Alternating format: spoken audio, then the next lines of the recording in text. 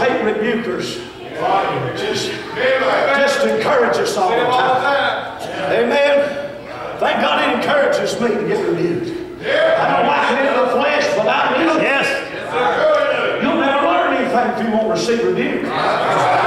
Amen. I'm glad I've had some old-time preachers. Thank God that's loved me enough to call me up on the phone, tears in their eyes, and we can say, Brother Greene, I love you. I'm going to tell you a few things. Amen. I love you, but you need to look here and you need to look there.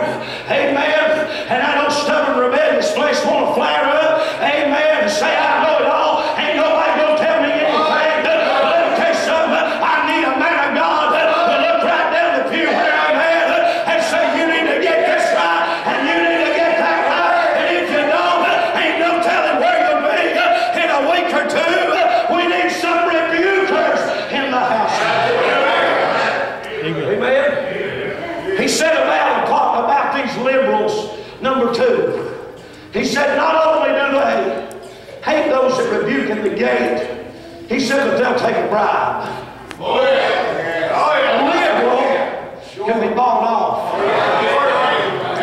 Amen. How much would it cost? How much would it cost to buy your preacher?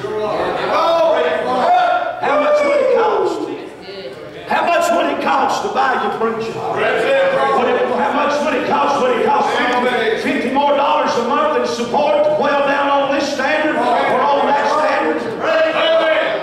How much would it cost? How much would it cost? Amen. How much would it cost to buy your King James Bible? Amen.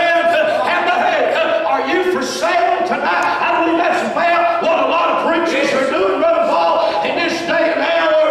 Amen. They're pimping themselves out from church to church, and they know how to fill it out. Find out what you want to hear, grease it up real good, put it in a good package, become, as Brother Jerry says, a camp meeting cowboy, and just ride from camp meeting to camp meeting, and tell everybody what they want to hear, and excite you to the point to where you shout and feel good in your adultery and feel good in your fornication. You hear me tonight? We need some Amoses that'll stand up and say, yes, you're married. Amen. I believe in being good to the men of God. Amen. You can't give enough to your preacher. Thank God. Amen. But when you go to thinking you deserve special favors, when you go to thinking you've reached or attained a status in the house of God that elevates you above anybody else, you're becoming a liberal. You want the man of God to touch you and favor you. I'll tell you something, the ground's level, sir. The ground's level, ma'am, at the foot of the cross, and there ain't no room for liberals. Amen.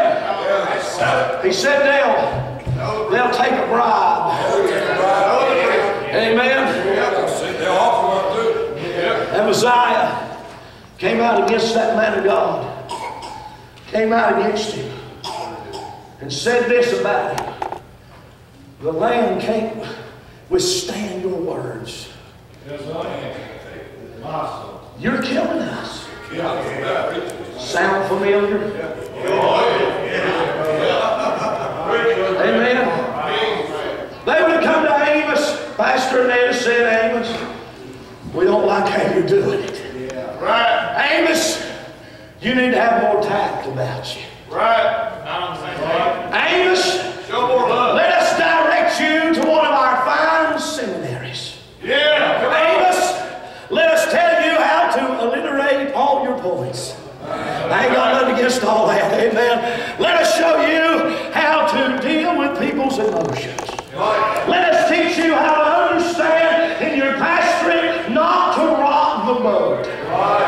But let us teach you how to psychologically go along to get along. Amen. Pat all the babies, smile at everybody, tell everybody how good they look on Sunday morning. Amen. And send them right on their merry way to a burning pit of hell. It's liberalism. It's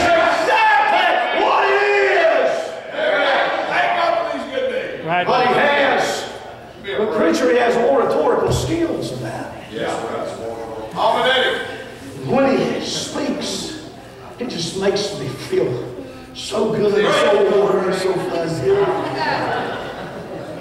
Amen. So marijuana. I'll tell you something tonight, the devil himself who ever been that to you. Amen. Don't you know the devil speaks and those spirits speak through music and through song and everything else, through seducing spirits. Make their captives feel good and they're sit warm and cozy on the inside. Amen. Preaching about liberalism, and I'm wondering, is it creeping in on you? Come on. We get around certain brethren. Yeah. We come in here and we'll act one way and get around another group and another certain clique, if that's what you want to call that liberal mess, and rub shoulders with them. Amen. That's right. We need some Amoses that don't care nothing about the cliques. He said, I don't know anything about this. I don't know about your hermeneutics or your homiletics or all of that classroom talk. He said, I sat under with the herd. He said, I was a gatherer of sycamore fruit, and God called me and said, God had praise. I found it. I've got to hurry. I found out how curious it was about that gatherer of sycamore fruit. I studied about that. You know what that was? That's one of the lowest of trades that a man could have. And for poor folk, Amos was poor. He was a poor boy. Amen.